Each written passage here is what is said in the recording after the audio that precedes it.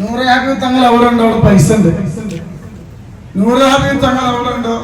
അള്ളാഹു എന്തൊക്കെ നേമത്തിളക്കാണ്, അതുള്ളത് നേമത്താണ് എന്നും അള്ളാഹു തരട്ടെ ഇൻഷാ അല്ലാഹ്. അപ്പൊ ഇന്ന് നമ്മൾ ചെയ്യുന്നത് 4 സെന്റ് 4-5 സെന്റ് എത്രയാവത് ഇത് വാങ്ങിപ്പോ തെച്ചായിരുന്നു. എത്ര സെന്റാണ്? 4 സെന്റ്. ആ സഹോദരിക്ക് നമ്മൾ സ്ഥലം കൊടുക്കൽ അള്ളാഹു ബർക്കത്ത് ചെയ്യട്ടെ. ആളില്ല, അള്ളാഹു റാഹത്ത് നൽകട്ടെ കേട്ടോ. അപ്പൊ അതുകൂടാതെ മല്ലെടുക്കാനോടെ നിങ്ങള് മല്ലെടുക്കാനാ നിങ്ങളൊരാളല്ലോ വരാൻ വരെ. നിങ്ങളോടൊരു ചോദ്യം എന്താ കിട്ടിയതാണ്, നിങ്ങളോട് ചോദ്യം ചോദിക്കാൻ പോലെ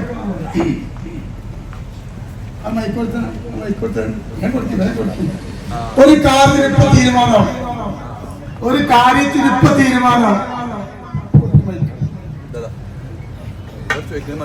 അങ്ങനെ ചോദിക്കുന്നത്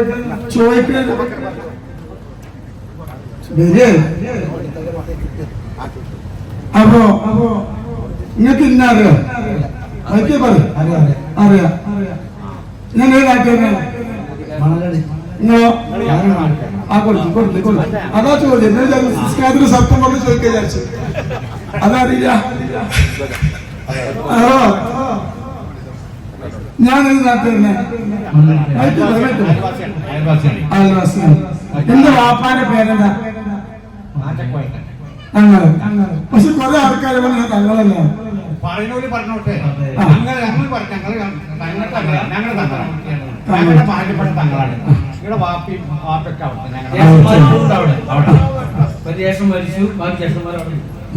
അപ്പൊ തങ്ങൾ തന്നെയാണ്, സംശയമൊന്നുമില്ല.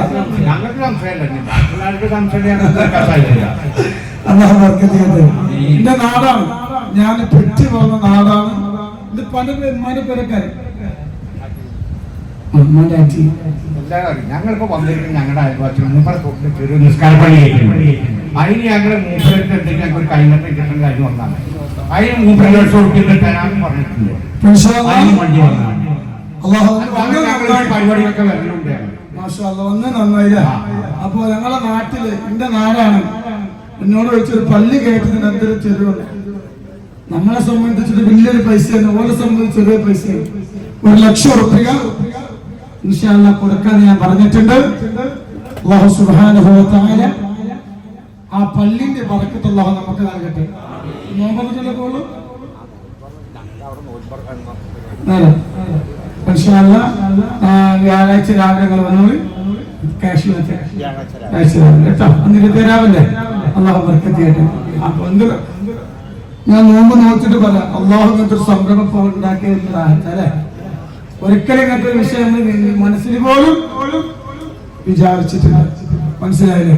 തൊപ്പി വെച്ച് ഇസ്ലാം പഠിപ്പിക്കുന്ന മക്കളെ ഉസ്താദന്മാരെ പറയുന്ന തങ്ങളല്ല, പിന്നെ എന്താ അവരോടൊക്കെ പറയും.